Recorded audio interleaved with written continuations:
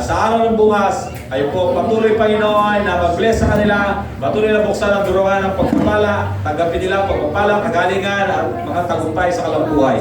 Salamat po sa ginamit mo sa araw nito, sa aming song leader, backup, mga tambouriner, mga instrumentalist. Salamat po Diyos sa bawat isang Panginoon na gumanap at nabigay ng kanilang testimony, kalakasan, at pananampalataya. Patuloy po na dumami sila at patuloy po na lumawak ang iyong biyaya sa lahat ng iyong mga naririto. Sa inyong lahat na naririto ngayon, aking dinideklara ang tagumpay sa inyong buhay. Ingatan kayo ng Panginoon, malakasin kayo ng Panginoon, bigyan kayo ng karunungan at kaalaman ng Panginoon. Wasangin ng Diyos ang lahat ng kademonyo sa inyong buhay. Pagkakaisa, pagmamahalang, pagtitiwala sa inyo.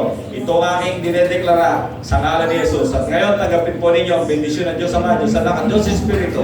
Umayo kayo at taglay ang kaparalan, taglay ang kaligtasan, taglay ang pagkakaisa. Ito ang aking dalangin sa ngalan ni Jesus.